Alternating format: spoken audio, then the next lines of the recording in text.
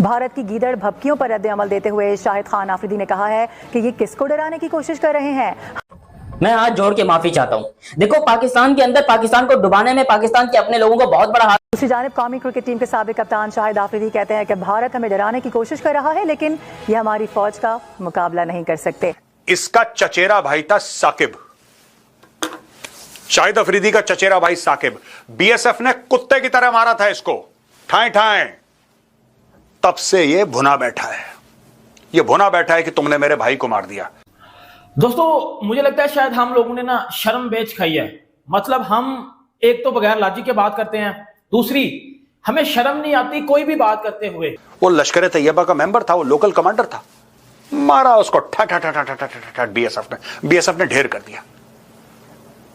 उसके जेब से प्रूफ, शाहिद अफरीदी के साथ फैमिली फोटोग्राफ, पता नहीं क्या क्या। फिर बीएसएफ कान खड़े हुए रहता है। लेकिन इससे ज्यादा घटिया बात हो नहीं सकती है कि आपके सामने एक चीज जो है वो सब कुछ नजर आ रहा है और फिर भी आप झूठ पे झूठ बोलो। क्यों? आपको अपने मुल्क की इज्जत बचानी है, असल में आप अपने मुल्क की ले रहे हो। और ये मैं बात कर रहा हूँ पाकिस्तान के एक बहुत ही बड़े लेजेंड शाहिद खान आफरीदी के लिए। पाकिस्तान में 1 करोड़ लोगों के पास खाने की, फूड की शॉर्टेज है कि, और खाना इनका ये नहीं होता कि बिरयानी और पुलाव और जर्दा और पता नहीं क्या क्या। खाना इनका 2 वक्त की रोटी होती है, रोटी प्याज के साथ भी खा लेते हैं। कि यार ये शाहिद अफरीदी का फैन है, क्या है, क्या चक्कर क्या है इतनी शाहिद अफरीदी की फोटोग्राफ। बाद में पता लगा उसका चचेरा भाई है, सगा चचेरा भाई, चचे का बेटा। तब से शाहिद अफरीदी के गैर फुके हुए हैं दोस्तों। अब हमारे जो एक्स क्रिकेटर है पाकिस्तान के, हमारा घंटे के, ये मुंह उठाएंगे कुछ भी बक देंगे, मुंह उठाएंगे कुछ भी बक देंगे। और बाद में जब हम इनकी क्वालिफिकेशन देखते हैं ना, कोई 8वीं फेल है, कोई 9वीं फेल है, किसी ने मैट्रिक नहीं किया हुआ, ये इनकी क्वालिफिकेशन है। क्योंकि फिर जब एजुकेशन ही नहीं होगी तो फिर मेरा बेटा एल की लॉजिक वाली बात की जाएगी।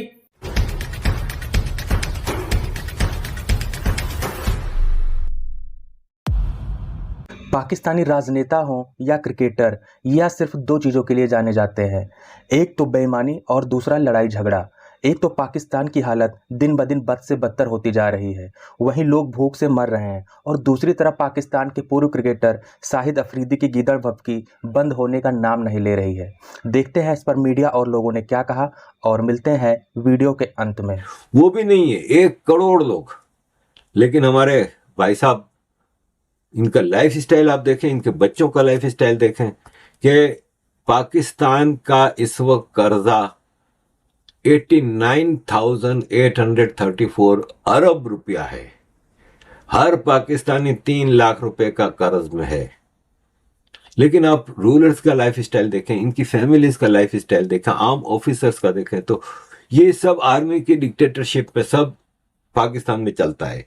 मीडिया भी आर्मी चला रहा है, जस्टिस सिस्टम भी, पूरे जजेस भी आर्मी के इशारे पे एक फैसला कर रहे हैं। पार्लियामेंट आर्मी चला रही है कि पार्लियामेंट में कौन सा बिल पेश करना है, क्या पास करवाना है, ये सब। और जश्न मना रहे हैं एक ऐसी जंग का जो बुरी तरह से हारे हैं। देखें, एक चींटी और हाथी का झगड़ा होता है, उसमें अक्सर चींटी थोड़ा बहुत हाथी को नुकसान पहुंचा देती है सूंड में जाके, ये कहावतें हैं। तो जंग में ये तो नहीं होता कि वन साइडेड नुकसान हो। क्या अमेरिका अफगानिस्तान में जंग लड़ता रहा तो क्या वन साइडेड नुकसान अफगानियों को ही हो रहा था? अमेरिका का भी हो रहा था ना। पाकिस्तान का जो है वो कोई मुकाबला ही नहीं कर सकता है, और इंडिया तो दूर दूर तक नहीं कर सकता। अभी इंडिया पीछे है टैलेंट के मुकाबले में। यार यही बंदा था जो कि पाकिस्तान के लिए कहता था कि टैलेंट का है पाकिस्तान के अंदर, इसको चाहिए सिर्फ और सिर्फ पैसा और व्यूअरशिप। इसको चैनल वाले एक कार्टून के तौर पर अपने ऊपर बुलाते हैं। भाई ये इतना बड़ा क्रिकेटर है, इसको क्या जरूरत है ऐसी भोंगियां मारने की? इतनी अच्छी इसकी फाउंडेशन है, गरीबों की मदद करता है, सब कुछ ठीक ठाक है, लेकिन इसको पैसा कमाने के लिए ऐसी ओछी हरकतें क्यों करनी पड़ती है कि ये कभी इंडिया की, ये इसकी रोजी रोटी का क्रिकेट के बाद इंडिया से ही चल रही है। क्योंकि कभी ये मोदी की बात करता है, कभी ये मीडिया की बात करता है, कभी ये इंडिया की बात करता है, कभी ये इंडियन आर्मी की बात करता है। यार हम पब्लिक है ना, हम अगर इस तरह की कोई बात करते हैं तो हमारा चलो समझ में आता है दिमाग खराब है इन लोग का, लेकिन इतना तो मुझे भी पता है कि भाई इंडिया की क्या ताकत है, इंडियन क्रिकेट की क्या ताकत है। इंडियन क्रिकेट इस टाइम पे दुनिया को रूल कर रहा है, इतना मुझे भी पता है। मैं एक जस्ट क्रिकेट फैन हूं। तुम आईसीसी टूर्नामेंट्स में पिल रहे हो, तुम भाई साहब जंग के मैदान में भी पिल रहे हो, और उसके बावजूद तुम विक्ट्री परेड निकाल रहे हो। तो भाई मुझे तो ये लगता है कि शाहिद आफरीदी जो कि एक फ्रॉड खिलाड़ी रहा है, सबसे बड़ा फर्जी खिलाड़ी रहा है इंटरनेशनल क्रिकेट का, जिसने आईसीसी की आंखों में धूल झोंका, उसके रिकॉर्ड जैसा मैंने कहा 4 फीट होनी चाहिए सबसे पहले, क्योंकि उसने ये फ्रॉड।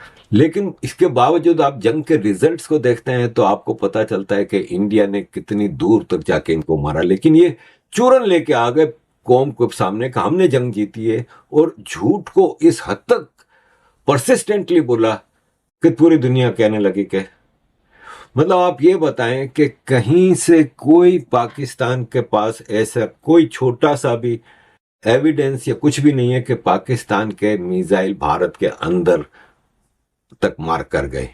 लेकिन ये बात तो पाकिस्तान खुद मानता है कि कई 100 किलोमीटर अंदर तक जाके, मतलब आप कराची, आप कह रहे थे हमने INS विक्रांत का रास्ता रोका हुआ है, हमारी नेवी ने, इसकी हिम्मत नहीं आगे आने की।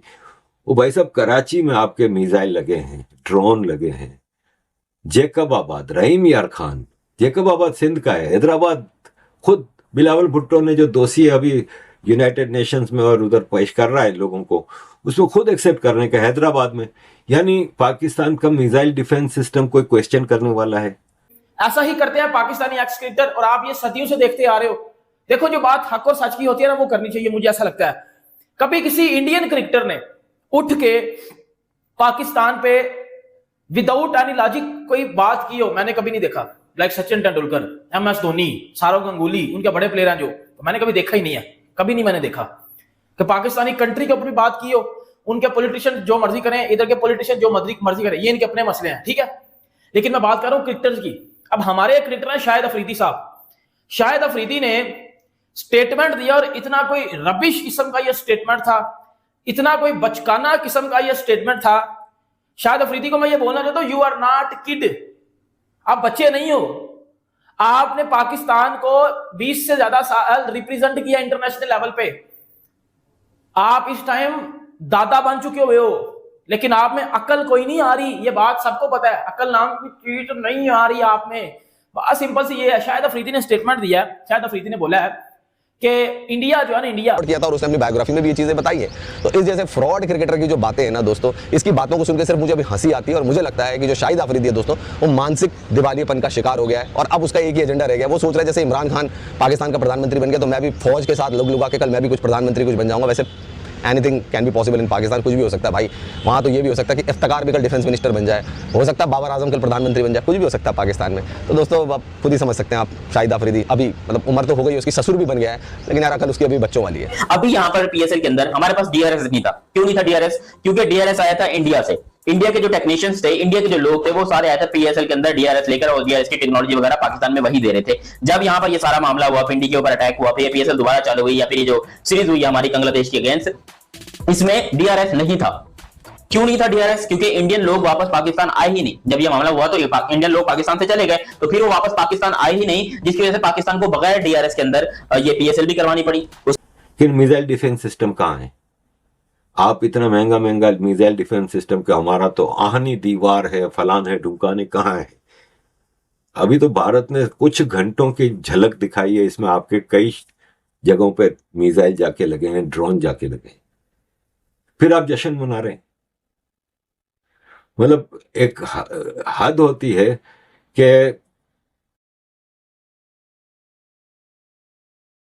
एक मतलब झूठ इतना बोला, और एंड ऑफ द डे ये है कि आपके पास एक इस वक्त टोटली ताबेदार पॉलिटिकल पार्टी की गवर्नमेंट है। और ये हिस्ट्री रही है, पाकिस्तान की सारी पॉलिटिकल गवर्नमेंट सब सर्विएंट टू आर्मी रही है। ये जो है ना, इतना तो कोई नहीं गिरा भाई। जो ये शहबाज शरीफ और जरदारी के टोला जो बैठा हुआ है, इतना तो कोई नहीं गिरा। जियाउल हक के बाद से हम बात करें ना, तो जियाउल हक के जाने के बाद बेनजीर भुट्टो 2 साल, नवाज शरीफ 2 साल, बेनजीर भुट्टो 2 साल, नवाज शरीफ 2 साल, इस तरह 2-3 साल करके इनकी बारियां लगती थी। पहले एक लूटती थी बेनजीर भुट्टो, खूब लूट मार उसके मिनिस्टर सारे कर लेते थे। फिर नवाज शरीफ आता था, नवाज शरीफ लूट मार भी करता था और इनकी प्रोसिक्यूशन करता था। फिर बेनजीर आती थी, इनकी प्रोसिक्यूशन, ये लड़ते भी रहते थे और लूट मार भी करते थे। फिर मुशर्रफ ने 10 साल इनको बाहर बिठाया, तो इन्होंने कहा कि अरे भाई साहब, ये तो ना तुम कमा रही हो ना मैं कमा रही हूँ, इससे बेहतर है हम यूनिटी कर लें। फिर बेनजीर मरी, मुशर्रफ हटा, इसके बाद से ये दोनों ने गठजोड़ किया हुआ है। सिवाय इमरान खान के पीरियड के इनकी सरकारें रही हैं, जरदारी की रही है या नवाज शरीफ की रही है।